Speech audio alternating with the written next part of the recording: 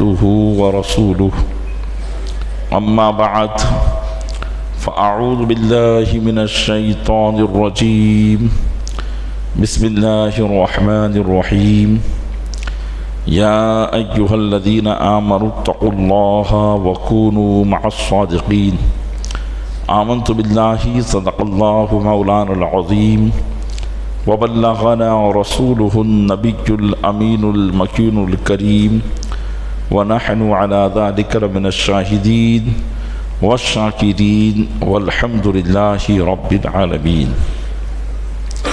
آئیے سب سے پہلے ہم اور آپ آقا انعامدار مدینے کے تاجدار دونوں عالم کے مالک و مختار نائب پروردگار گلشن ہستی کی اولی فصل بہار کے دربار گوہربار میں درود پاک کا قیمتی ہار پیش کریں۔ اللہم صلی علی سیدنا شفیعنا نبینا و مولانا محمد معدن الجود والکرم وعلیہ وبارک وسلم۔ عقیدت و محبت کے ساتھ ایک مرتبہ اور پڑھ دیں، اللہم صلی علی سیدنا شفیعنا نبینا و مولانا محمد معدن الجود والکرم وعلیہ وبارک وسلم۔ گنبد خضراء کے تصور کے ساتھ ایک مرتبہ اور پڑھیں، اللہم صلی علی سیدنا شفیعنا نبینا و مولانا محمد معدن الجود والکرم وعلیہ وبارک وسلم۔ صلاۃ و سلاما سرمدا دائما ابدا علیک یا رسول اللہ۔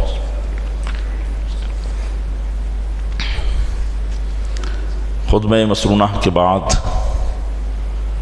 قرآن کریم کی مشہور و معروف آیت کریمہ کی تلاوت کا میں نے شرف حاصل کیا ہے۔ اللہ عز و جل ارشاد فرماتا ہے، یا ایہا الذین آمنوا اتقوا اللہ وکونوا مع الصادقین، اے ایمان والو اللہ سے ڈرو اور سچوں کے ساتھ ہو جاؤ۔ بزرگان دین رحمت اللہ تعالی علیہم اجمعین ہمارے لیے اللہ تبارک و تعالی کی طرف سے بہت ہی عظیم نعمت ہیں۔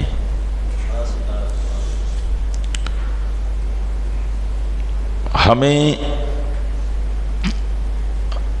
ہمیشہ اپنے بزرگوں کے نقش قدم ہی پر رہنا چاہیے اور بزرگوں کی صحبت ہی میں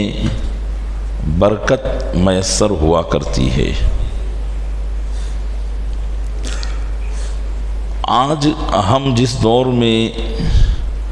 زندگی گزار رہے ہیں، ہمارا جو معاشرہ ہے، اس معاشرے میں اور اس زندگی میں بزرگوں سے بہت زیادہ دوری نظر آتی ہے۔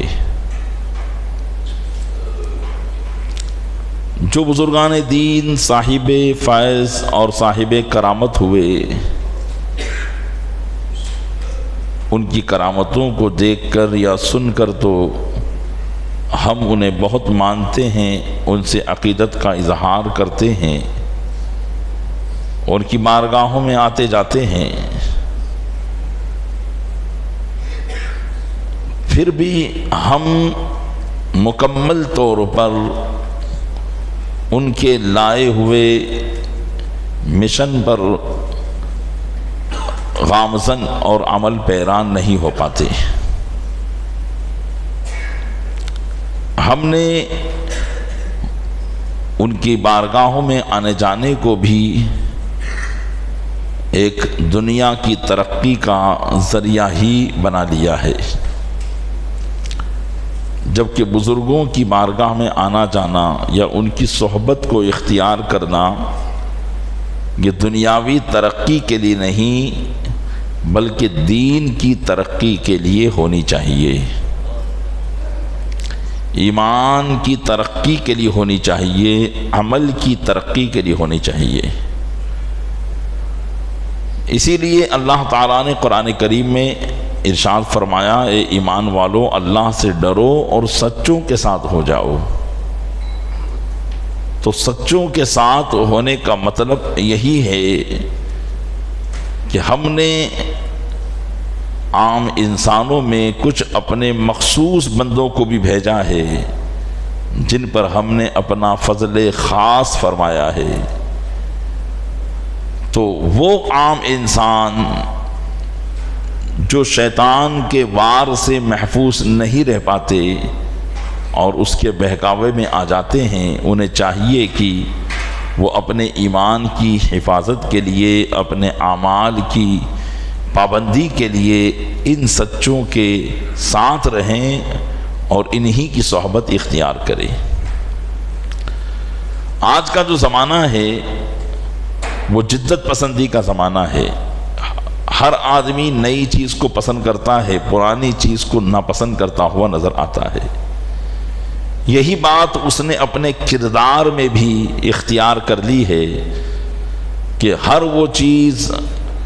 ہر وہ ایکٹنگ اور ہر وہ چیز جو نئی ہو آدمی اسے لیتا ہے اور پرانی بات کو چھوڑتا ہوا چلا جاتا ہے۔ جبکہ اللہ تعالیٰ نے بزرگوں کو جو برکتیں عطا فرمائی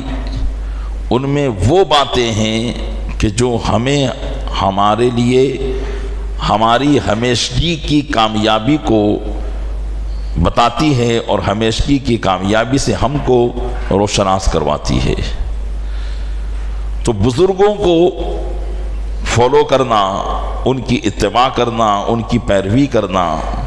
اور ان کو پڑھنا اور ان کو سننا، یہ ہمارے معاشرے میں اب بہت کم ہو گیا ہے۔ ہمیں چاہیے کہ ہم اپنے بزرگوں کی تاریخ پڑھیں، ان کی ہسٹری پڑھیں، اپنے بچوں کو بتائیں، خود بھی پڑھیں کہ وہ کیسے اللہ کی یاد کرتے تھے، کیسے زندگی گزارتے تھے، انہوں نے اپنی زندگی کا مقصد کس چیز کو سمجھ رکھا تھا اور ان کی زندگی کیوں اتنی اطمینان بھری تھی، کیوں وہ پرسکون زندگی گزار رہے تھے۔ اس راز کو جاننے کی کوشش کیجیے اور پھر اس راز کو جان کر اپنے آپ میں خود بھی کامیاب ہونے کی کوشش کیجیے اور دوسروں کو بھی کامیاب بنانے کی کوشش کیجیے۔ دنیا کا نظام چلتا رہے گا اور یہ دنیا کا نظام کبھی رکنے والا نہیں ہے، لیکن ہمیں جس بات کی کوشش کرنا ہے وہ اپنے بزرگوں کے پیچھے چلنا ہے اور ان کے حالات کو جاننا ہے۔ آئیے میں انہی بزرگوں میں سے، اب علمی دنیا میں تو وہ بڑے مشہور و معروف بزرگ ہیں، لیکن چونکہ عوام کا تعلق علم سے بہت کم ہوتا ہے، بالخصوص دینی علم سے۔ دنیاوی علم میں تو چلو جو مشہور و معروف لوگ ہوتے ہیں، دنیاوی ذہن رکھنے والے ان کو جانتے ہیں، پہچانتے ہیں، لیکن دینی دنیا کے اندر، ایمانی دنیا کے اندر جن لوگوں نے بڑے بڑے کام کیے ان لوگوں کو ہماری عوام اکثر نہیں جانتی۔ تو آئیے انہی بزرگوں میں سے میں آپ کی خدمت میں ایک عظیم بزرگ جن کا زمانہ ہمارے زمانے سے تقریباً 500 سال پہلے کا زمانہ ہے، ان عظیم بزرگ کی بارگاہ میں آپ کو لے کے چلتا ہوں، اور مناسبت بھی یہی ہے کہ آج 19 جمادی الاولیٰ ہے، یعنی اسلامی تاریخ 19 ہے، اور آج کا دن اس بزرگ دینی کی وفات کا دن ہے، ان کے وصال کا دن ہے۔ تو ان کی بارگاہ سے برکتیں بھی حاصل ہو جائیں اور ان کی زندگی کیسے گزری، انہوں نے دین کے لیے کیا کیا کام کیے، ہم ان کے کاموں سے بھی جو ہے ہم ان کے کاموں سے بھی واقف ہو جائیں اور پھر خود بھی اپنی زندگی میں ان کے کاموں میں سے کچھ کام کو اپنانے کی کوشش کریں۔ میری مراد ان سے حضرت امام ابو الفضل عبد الرحمن بن ابو بکر جلال الدین سیوطی رحمۃ اللہ تعالی علیہ کی ذات بابرکات ہے، جن کو ویسے مشہور ان کا جو نام ہے تو نام تو ان کا عبد الرحمن ہے، لیکن علمی دنیا میں بھی جو علماء ہیں، ائمہ ہیں اور جو علمی دنیا کے اسٹوڈنٹس ہیں وہ انہیں امام جلال الدین سیوطی کے نام سے یاد رکھتے ہیں۔ اصل نام ان کا عبد الرحمن، یہ ان کا اصل نام ہے، لیکن ان کے والد گرامی نے ان کا لقب جلال الدین فرمایا تھا، تو اسی نام سے وہ مشہور و معروف ہوئے۔ یہ اسلام کے اندر ان معزز اور بزرگ ترین ہستیوں میں سے ایک عالم دین ہیں جنہوں نے اسلام پر سب سے زیادہ کام کیا ہے، اسلام پر سب سے زیادہ کتابیں لکھی ہیں۔ 500 صدی ہجری کے مجدد حضرت امام جلال الدین سیوطی رحمۃ اللہ تعالی علیہ۔ سیوطی یہ ان کے وطن کی طرف منسوب ہے، کیونکہ ان کا جو وطن تھا جہاں ان کے دادا رہا کرتے تھے اس کا نام تھا اسیوط، تو اسیوط اس شہر کا نام تھا، اسی شہر کی مناسبت سے انہیں سیوطی یا اسیوطی کہا جاتا تھا۔ یہ امام جلال الدین سیوطی رحمۃ اللہ تعالی علیہ، ان کے والد گرامی بھی اپنے وقت کے بڑے عالم و فاضل، مفتی اور متقی اور پرہیزگار اور اللہ والے اور اللہ کی بارگاہ میں بڑے مرتبے پر فائز تھے۔ والدین کا کردار اولاد پر بہت زیادہ پڑا کرتا ہے، والدین جیسے ہوتے ہیں ان کی اولاد پر اکثر ان کا اثر نمودار ہوتا ہے۔ حضرت امام جلال الدین سیوطی رحمۃ اللہ تعالی علیہ کے والد گرامی حضرت ابو بکر رحمۃ اللہ تعالی علیہ جیسے تھے، اللہ تعالیٰ نے ویسا ہی ثمرہ ان کی اولاد حضرت امام جلال الدین سیوطی کو عطا فرمایا ہے۔ یہ ایک مثال ہے کہ آپ جو بوئیں گے وہ کاٹیں گے۔ تو جس طریقے سے کھجور کے درخت سے کھجور نکلتی ہے، آم کے درخت سے آپ آم کو حاصل کرتے ہیں، اور جس طریقے سے آپ سیب کے درخت سے سیب کو پاتے ہیں، اسی طریقے سے انسان کے اندر بھی یہ مثالیں ہیں کہ اگر انسان نیک ہوتا ہے تو اس کی اولاد بھی نیک ہوا کرتی ہے، اور اگر انسان بد ہوتا ہے تو اس انسان کی بدی کا اثر اس کی اولاد پر بھی پڑا کرتا ہے۔ ہمارے بزرگان دین کا ہم جب شجرہ دیکھتے ہیں، ہم جب ان کا نسب نامہ دیکھتے ہیں، تو ہم دیکھتے ہیں کہ نسل در نسل ولی ہی ولی نظر آتے ہیں، نسل در نسل ولی نظر آتے ہیں۔ کئی پشتوں تک آپ دیکھیں گے کہ ان کے باپ بھی ولی تھے، ان کے دادا بھی ولی تھے، ان کے پردادا بھی ولی تھے۔ گرد کی کوئی شاخ ایسی خالی ہی نہ ہو جو اللہ والی نہ ہو، اور اللہ تبارک و تعالیٰ کی بارگاہ سے انہیں خاص فضل نہ ملا ہو۔ اس کی وجہ کیا تھی؟ اس کی وجہ یہی تھی کہ وہ جس طریقے سے تھے اور جس طریقے سے انہوں نے زندگی اختیار کی تھی، اللہ نے اس کا پھل ان کو عطا فرمایا تھا۔ جب وہ شریعت کے مطابق رہتے تھے اور شریعت مطہرہ کی پابندی کرتے تھے، اللہ تعالیٰ نے انہیں اولاد بھی ایسی عطا فرمائی جو شریعت مطہرہ کی پابندی کرتی ہو۔ تو یہ حضرت امام جلال الدین سیوطی کے والد گرامی حضرت ابو بکر سیوطی رضی اللہ تعالیٰ عنہ اپنے وقت کے بہت بڑے عالم دین اور ولی اللہ تھے، اور تقوی اور پرہیزگاری اور علم میں یہ مقام تھا کہ اس وقت کا جو بادشاہ تھا اس نے آپ سے یہ پیشکش کی تھی کہ ہم آپ کو اپنے شہر کا بڑا مفتی، گرانڈ مفتی بنانا چاہتے ہیں، جو اس زمانے میں اسلامی حکومتوں کے اندر ایک بہت بڑا منصب ہوا کرتا تھا۔ لیکن ظاہر سی بات ہے کہ اللہ تبارک و تعالیٰ سے جسے محبت ہو جاتی ہے وہ دنیاوی بڑے مرتبے کو پسند نہیں کرتا ہے۔ آپ نے اس سے انکار کر دیا تھا، اور دنیاوی جو ہے جاہو جلالی اور مرتبے کی انہیں خواہش نہیں ہوتی ہے۔ اس کی وجہ یہی ہے کہ ان کا دل اللہ تبارک و تعالیٰ سے لگا ہوا ہوتا ہے۔ پیارے اسلامی بھائیوں، یہ بات واقعی سمجھنے کی ہے۔ آج بڑے مرتبے کے حصول کے لیے، بلند مقام پانے کے لیے ہم اور آپ ایک دوسرے کی ٹانگ کھینچتے ہوئے نظر آتے ہیں، ایک دوسرے سے حسد کرتے ہوئے نظر آتے ہیں، ہم کسی کو اپنے سے آگے نہیں بڑھنا دینا چاہتے ہیں۔ اس کی وجہ یہی ہے کہ ہمارے دل جو ہیں وہ دنیا کی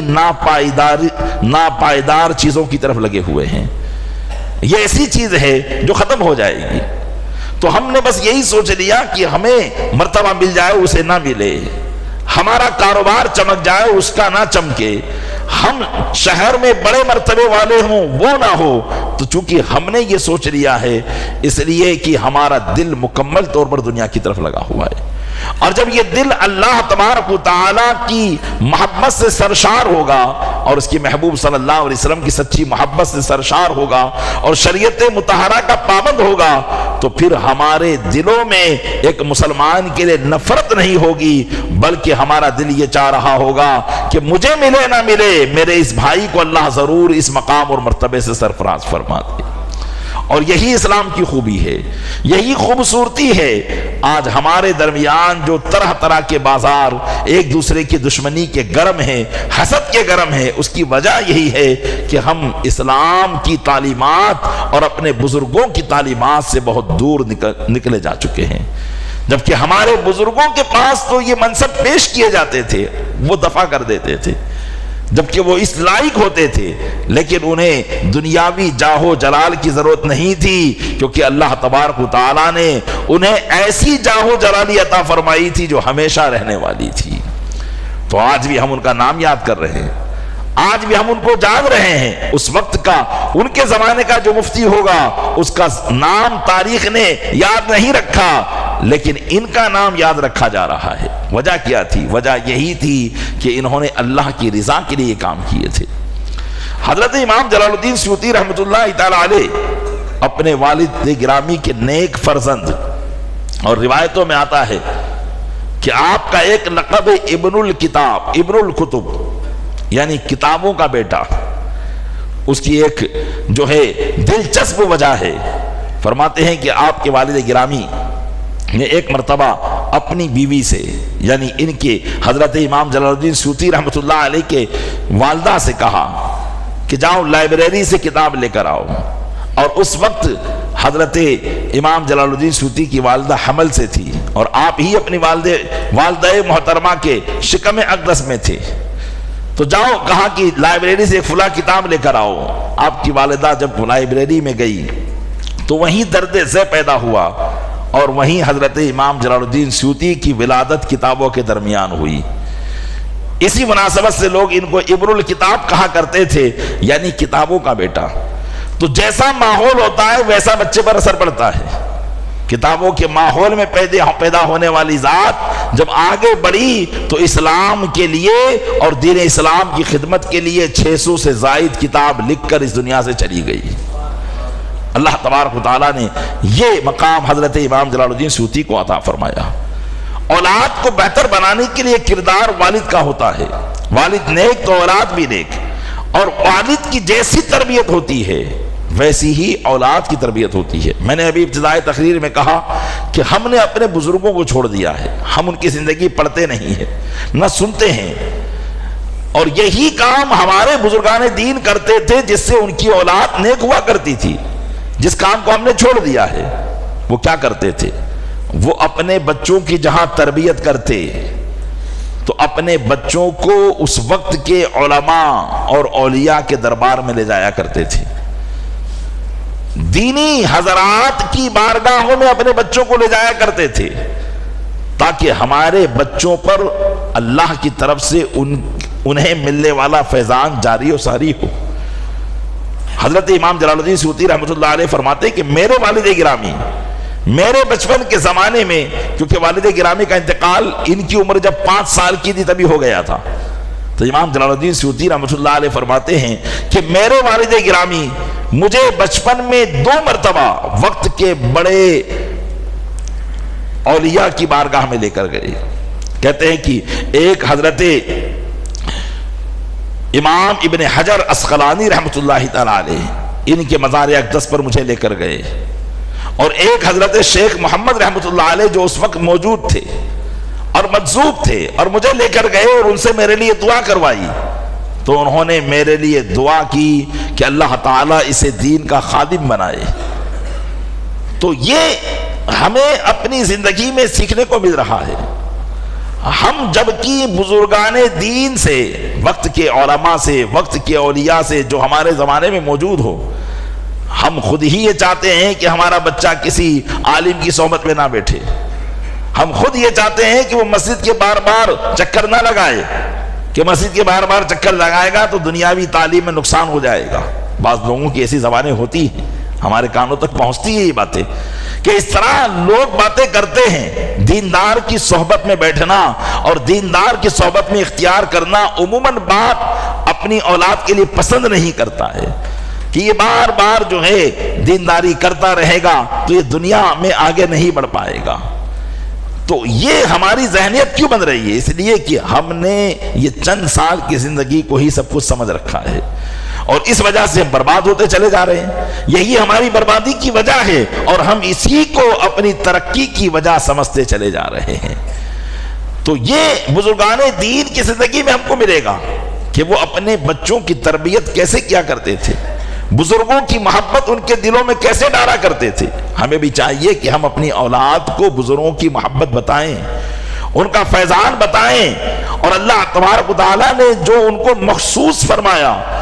ان کے مراتب بتائیں کہ یہ اتنے بڑے مرتبے پر کیسے فائز ہوئے۔ ان کے فائز ہونے کی وجہ یہ ہے کہ یہ اللہ کے فرما بردار بندے تھے، یہ اللہ کی اطاعت کرتے تھے، اللہ کی اطاعت میں ماں باپ کا ادب کرتے تھے۔ جب ہم یہ باتیں اپنے بچوں کو بتائیں گے تو ہمارا بچہ بھی ہمارا ادب کرنے والا بنے گا، ہمارا بچہ بھی ہمیں محبت کی نگاہ سے دیکھنے والا بنے گا، ہمارا بچہ بھی شریعت مطہرہ کا پابند بنے گا، اور اس کے دل میں بھی اللہ و رسول کا خوف پیدا ہوگا، حقوق العباد کا جذبہ پیدا ہوگا، اور اللہ کے حقوق کو ادا کرنے کا اس میں جذبہ بیدار ہو جائے گا۔ لیکن یہ چیزیں ہم اپنے بچوں کو سکھائی نہیں رہے ہوتے ہیں۔ ہمارے بچے لوگوں کے حقوق برباد کر رہے ہوتے ہیں، ہمیں کان پر جو بھی نہیں رینگتی کہ ہم انہیں بتائیں۔ لوگوں کے حقوق ہوتے ہیں، عموماً ہمارے بچے لوگوں کے حقوق برباد کرتے ہیں۔ کہیں جا رہے ہیں تو کسی کی کھڑکی کا کانچ توڑ دیا ہے، کہیں جا رہے ہیں تو کسی کی گاڑی سے ہوا کو نکال دیا، کہیں جا رہے ہیں تو کسی کی گاڑی کو ٹکر دے کر بلا وجہ اسے نقصان پہنچا دیا، کہیں جا رہے ہیں تو محلوں میں شور شرابہ کر رہے ہیں، لوگوں کی نیندوں کو برباد کر رہے ہیں۔ یہ سب حقوق کی بات ہے۔ ہم اپنے بچوں کو یہ باتیں سکھاتے ہی نہیں ہیں، اور اگر اس بات پر کوئی ہماری تنبیہ کرے تو ہم اسی کے دشمن ہو جاتے ہیں۔ تو پیارے اسلامی بھائیوں، یقیناً زندگی کے اندر ترقی کا دار و مدار بچپنا ہوتا ہے، اور بچپن کے اندر بہترین بچوں کی تربیت کرنے والے اس کے ماں اور باپ ہوا کرتے ہیں۔ جب وہی اس کو اگنور کر دیں گے اور توجہ نہیں دیں گے تو یقیناً یہ بچہ بڑا ہو کر جو آپ اس کے روپ میں ایک بہترین آدمی دیکھنا چاہتے ہیں، وہ بہترین آدمی کبھی آپ کو نظر نہیں آئے گا۔ وہ ایسا نظر آئے گا جو کبھی کسی کے حق کو برباد کر رہا ہوگا، کبھی کسی پر ظلم کرتا رہا ہوگا، کبھی حرام کمائی کی طرف جائے گا، تو کبھی ماں باپ کے اوپر گالی گلوچ کرنے والا بھی وہ بن سکتا ہے۔ یہ ساری چیزیں ہماری تربیت پر ڈیپینڈ کرتی ہے۔ جیسی ہماری تربیت ہوگی ویسا ہمارا بچہ ہوگا۔ اس لیے ہم اپنے بزرگوں کی تاریخ پڑھیں، دیکھیں کہ وہ کیسے اتنے نیک ہو جایا کرتے تھے۔ ان میں بہت زیادہ کردار ان کے والدین کی تربیت کا ہوا کرتا تھا، جیسا کہ حضرت امام جلال الدین سیوطی رحمت اللہ تعالیٰ علیہ کے والد گرامی خود ان کو کہاں کہاں لے کر جا رہے ہیں، بزرگوں کی بارگاہ میں لے کر جا رہے ہیں، جبکہ خود ایک اپنے پائے کے بڑے بزرگ ہیں، عالم دین ہیں، لیکن لے جانے کا مقصد یہ ہے تاکہ ان کے دل میں بزرگوں کی عقیدت اور محبت پیدا ہو جائے، اللہ اور رسول کی اطاعت کا شوق اور جذبہ پیدا ہو جائے۔ یہ حضرت امام جلال الدین سیوطی رحمت اللہ علیہ ہیں، ان کے والد گرامی کا انتقال ان کی 5 سال کی عمر ہی میں ہو گیا۔ انتقال سے پہلے ہی چونکہ آپ بیمار پڑ گئے تھے اور آپ کو یقین ہو گیا تھا کہ اسی مرض میں انتقال کر جاؤں گا، تو کئی لوگوں کو آپ نے وصیت کی اپنے بیٹے حضرت امام جلال الدین سیوطی کی تربیت اور ان کی پڑھائی کے لیے۔ کئی لوگوں کو وصیت کی کہ میرے بچے کی تعلیم اور تربیت کا لحاظ رکھنا۔ آخر میں حضرت امام کمال الدین ابن حمام رضی اللہ تعالیٰ عنہ نے حضرت امام جلال الدین سیوطی رحمت اللہ علیہ کی تربیت فرمائی، اور مدرسے شیخونیہ جو اس وقت کا ایک بہت بڑا مدرسہ تھا، وہاں سے آپ کا وظیفہ جاری کروایا اور ایڈمیشن کروا کر وہاں آپ کو علم دین کی حصول کے لیے آپ کو جو ہے ایڈمیشن دلا دیا۔ حضرت امام جلال الدین سیوطی رحمت اللہ علیہ قوت حافظہ، اللہ تعالیٰ کو جن سے دین کا کام لینا ہوتا ہے، ہر سبب اس کے لیے مہیا کر دیے جاتے ہیں۔ ان کا قوت حافظہ ایسا تھا کہ علماء فرماتے ہیں کہ صرف 8 سال کی مختصر عمر میں انہوں نے حفظ قرآن کر لیا تھا، قرآن پاک کے حافظ بن گئے تھے۔ اور دیکھیے اللہ تبارک و تعالیٰ کی عطائیں جو بندے کو ملتی ہیں وہ اللہ کی فرما برداری میں ملتی ہے۔ ہمارے بچے بھی آج ہمیں کن ذہن نظر آتے ہیں، اس کی وجہ بھی گناہ ہوا کرتا ہے۔ گناہ انسان کی ذہنیت کو خراب کرتا ہے، چاہے وہ ذہنیت دنیاوی ہو یا دینی ذہنیت ہو۔ آج جو حافظے یاد شکتی جو کم ہوتی چلی جا رہی ہے اس کی وجہ گناہ ہی ہے، اور گناہ انسان کو نسیان میں مبتلا کرتا ہے، کن ذہنی میں مبتلا کر دیتا ہے۔ آج کئی لوگ شکایت لے کر آتے ہیں کہ ہمارا بچہ آپ اس کے لیے دعا کر دے کہ فلاں ایگزام دینا ہے، اس کا دماغ کام نہیں کرتا، اس کا ذہن کام نہیں کرتا ہے۔ ہم اس کی وجہ ظاہری سبب ڈھونڈتے ہیں کہ یاد شکتی کم ہے اس کو بادام کھلائیے، اس کو فلاں چیز کھلائیے، لیکن باطنی سبب کی طرف ہم نہیں دیکھتے کہ باطنی سبب بھی ہمارے جسمانی نشو نما کے اندر بہت زیادہ اثر کرتا ہے، اور ذہن کمزور کرنے کا باطنی سبب گناہ ہے۔ حضرت امام شافعی رحمۃ اللہ تعالی علیہ فرماتے ہیں اپنے ایک شعر میں کہ شکوت الی وکیع سوء حفظی فاوصانی الی ترک المعاصی، میں نے اپنے استاذ امام وکیع کو اپنی کن ذہنی کی شکایت کی، کن ذہنی کہ میری یاد شکتی کمزور ہے، اس کی میں نے اپنے استاذ امام وکیع کو شکایت کی، تو آپ کہتے ہیں فاوصانی الی ترک المعاصی، تو انہوں نے مجھے وصیت کی گناہ چھوڑنے کی۔ جبکہ امام شافعی رحمۃ اللہ تعالی علیہ کوئی معاذ اللہ رب العالمین گناہگار نہیں تھے، لیکن بزرگوں کے لیے ذرہ برابر بھی کوئی بات خلاف کر دینا یہ بھی گناہ ہی سمجھا جاتا تھا، ذرہ برابر کوئی بات گناہ کر لینا یہ بھی گناہ ہی سمجھا جاتا تھا۔ اس لیے انہوں نے کہا کہ مجھے انہوں نے وصیت کی، تاکیدی حکم فرمایا کہ میں گناہوں کو چھوڑ دوں۔ پھر اس کی وجہ بیان کی کہ کیوں گناہوں کو چھوڑنے کا حکم دیا، ذہن کا گناہ سے کیا تعلق، اور ذہن گناہوں کی وجہ سے خراب کیوں ہوتا ہے، تو انہوں نے فرمایا کہ فَإِنَّ الْعِلْمَ نُورٌ، اس لیے کہ علم جو ہے وہ نور ہے، علم ہے روشنی ہے، علم اللہ کا نور ہے، وَنُورُ اللَّهِ لَا يُعْطَى لِعَاصِي، اور اللہ کا نور گناہگار کو نہیں دیا جاتا ہے۔ تو علم کے لیے آپ کو گناہ چھوڑنا ہوگا، چاہے وہ علم دنیاوی ہو یا دینی ہو۔ آپ کہیں گے بھئی بہت سے بڑے بڑے گناہگار بہت بڑا ذہن ہوتا ہے اور ان کے پاس بہت اچھا ذہن ہوتا ہے، تو ایسا ذہن ایمانی ذہن نہیں ہوتا، ایسا ذہن شیطانی ذہن ہوتا ہے، ایسی یاد شکتی شیطانی یاد شکتی ہوتی ہے۔ اس لیے ان یاد شکتیوں میں فتور ہوتا ہے لوگوں کو نقصان پہنچانے کا۔ وہ اپنی اچھی ذہنیت سے انسان کا فائدہ نہیں کرتے، انسانیت کا فائدہ نہیں کرتے، دین کا فائدہ نہیں کرتے، بلکہ اپنی وہ اس اچھی یاد شکتی سے انسانیت کا نقصان کر رہے ہوتے ہیں۔ اس لیے کہ وہ یاد شکتی جس میں شیطانیت شامل ہو تو اس سے کسی بھی چیز کا فائدہ نہیں ہو سکتا ہے۔ آپ دنیا کے اندر دیکھیں گے بڑے بڑے شاطر دماغ کے بیٹھے ہوئے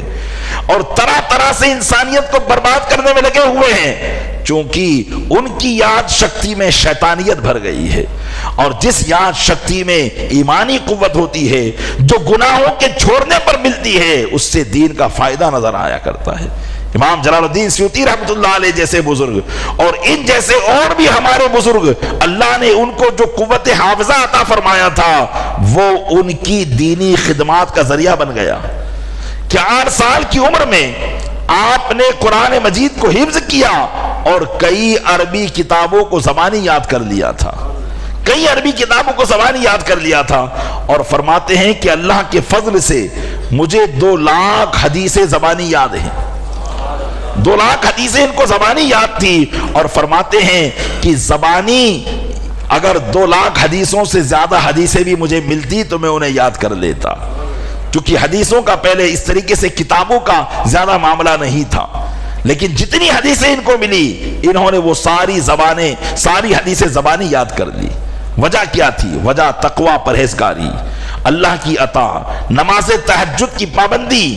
فرض کے ساتھ ساتھ نفل کی پابندی، اور اللہ عز و جل کی اطاعت اور فرما برداری۔ یہ یقیناً انسان کے جسم کو بھی طاقتور بناتی ہے اور انسان کے ذہن کو بھی طاقتور بنایا کرتی ہے۔ حضرت امام جلال الدین سیوطی رحمۃ اللہ علیہ خود فرماتے ہیں کہ جب میں مکہ مکرمہ حاضر ہوا تو میں نے زمزم شریف پیا، اور زمزم شریف پی کر میں نے اللہ کی بارگاہ میں یہ دعا کی کہ اے اللہ،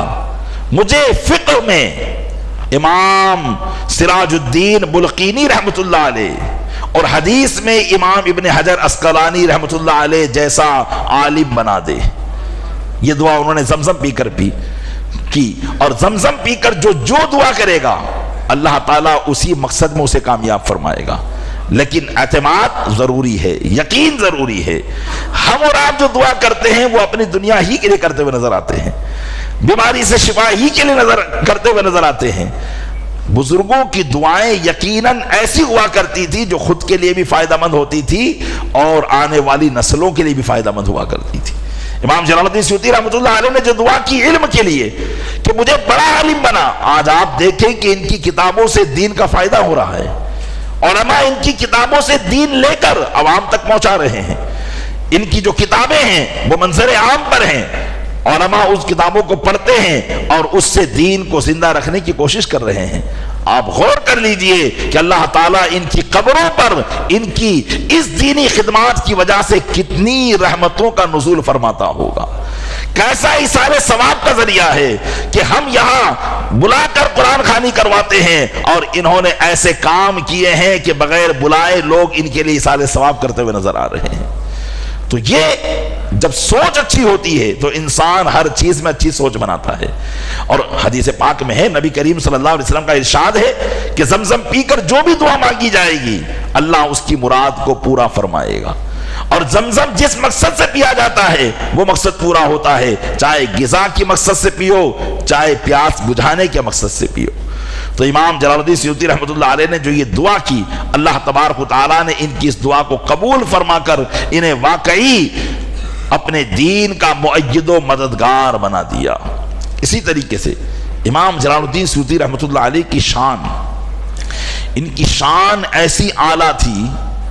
اور ان کا مقام و مرتبہ اتنا بلند و بالا تھا کہ علماء فرماتے ہیں کہ 75 مرتبہ انہوں نے جاگتے میں رسول اللہ صلی اللہ علیہ وسلم کی زیارت فرمائی تھی۔ 75 مرتبہ۔ خود آپ نے اس واقعے کو نقل کیا ہے۔ آپ فرماتے ہیں کہ ایک شخص نے مجھے خط لکھا کہ فلاں بادشاہ سے آپ میری سفارش پیش کر دیں تاکہ اس کے جو حقوق ہے وہ مجھ پر وہ معاف کر دے۔ حضرت امام جلال الدین سیوطی رحمۃ اللہ علیہ نے اسے خط لکھا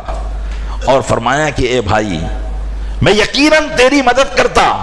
اور بادشاہ کے دربار میں جا کر تیری سفارش کرتا، لیکن چونکہ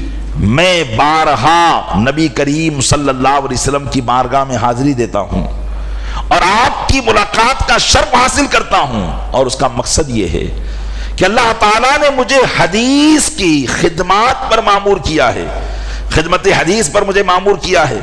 علماء نے اپنی تحقیق کے مطابق جن حدیثوں کو ضعیف قرار دیا ہے ان حدیثوں کو لے کر میں آقا علیہ السلام کی بارگاہ میں جاتا ہوں اور بلا واسطہ ڈائریکٹ رسول اکرم صلی اللہ علیہ وسلم سے ان حدیثوں کی تصحیح کرواتا ہوں اور پھر ان کو کتابوں میں نقل کر دیتا ہوں تاکہ آنے والی امت کے لیے وہ حدیث کار آمد رہے۔ تو اگر مجھے یہ خوف نہ ہوتا کہ بادشاہوں کے دربار میں جانے سے رسول اللہ صلی اللہ علیہ وسلم کے دربار کی حاضری میری بند ہو جائے گی تو میں ضرور تمہاری سفارش کرتا، اس لیے کہ اللہ نے مجھے جس کام کے لیے معمور کیا ہے وہ کام تمہاری سفارش کرنے سے زیادہ فائدہ مند ہے، اس لیے کہ اگر تمہاری سفارش کروں گا تو اس کا فائدہ صرف تم کو حاصل ہوگا، اور اگر بار بار رسول اللہ کی بارگاہ میں حاضری کا شرف ملتا رہا تو رہتی دنیا کے مسلمان اس سے فائدہ اٹھائیں گے۔ یہ حضرت امام جلال الدین سیوطی رحمۃ اللہ علیہ کا مقام، آقا علیہ السلام کی بارگاہ میں ان کا مقام کیا تھا؟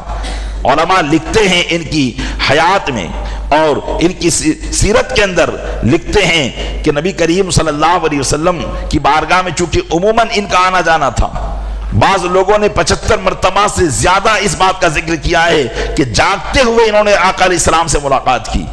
ایک مرتبہ کا ذکر کرتے ہوئے کہتے ہیں کہ جب میں نبی کریم صلی اللہ علیہ وسلم سے میں نے ملاقات کا شرف حاصل کیا تو نبی کریم صلی اللہ علیہ وسلم نے مجھے اس لقب سے یاد فرمایا، آئیے شیخ الحدیث۔ شیخ الحدیث کہتے ہیں حدیث کے استاذ کو، یعنی وہ استاذ جو حدیث کو پڑھاتا ہو اور حدیث کی بڑی خدمات پر مامور ہو۔ آقا علیہ السلام نے فرمایا کہ آئیے شیخ الحدیث، تو آپ فرماتے ہیں کہ میں نے عرض کی یا رسول اللہ علیہ الصلوۃ والسلام ارشاد فرمائے کیا میں جنتی ہوں؟ تو نبی کریم صلی اللہ علیہ وسلم نے فرمایا کہ ہاں تم جنتی ہو۔ پھر انہوں نے عرض کیا یا رسول اللہ ارشاد فرمائے کیا بغیر عذاب کے جنتی ہوں؟ کیونکہ بسا اوقات مسلمانوں کو ان کے گناہوں پر عذاب دیا جائے گا اور عذاب دینے کے بعد جنت عطا کی جائے گی، تو انہوں نے عرض کیا کیا بغیر عذاب کے جنتی ہوں؟ تو ارشاد فرمایا کہ ہاں تمہارے لیے ایسا ہی ہے۔ تو یہ نبی کریم صلی اللہ علیہ وسلم کی بارگاہ میں ان کا مقام۔ اور ایک اور مقام پر فرماتے ہیں کہ جب میں نے کتاب جمع الجوامع، یہ حدیث کی کتاب ہے،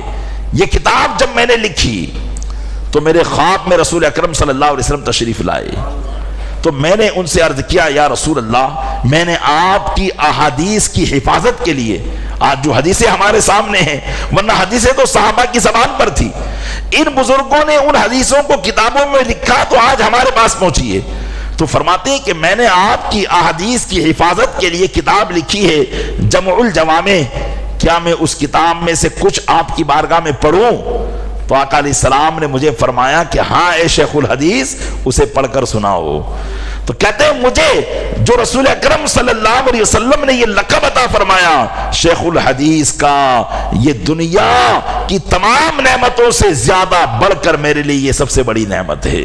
کہ اللہ کے محبوب نے مجھے یہ مقام عطا فرمایا۔ پیارے اسلامی بھائیو غور کرتے چلے جائے کہ ذرا سی دنیاوی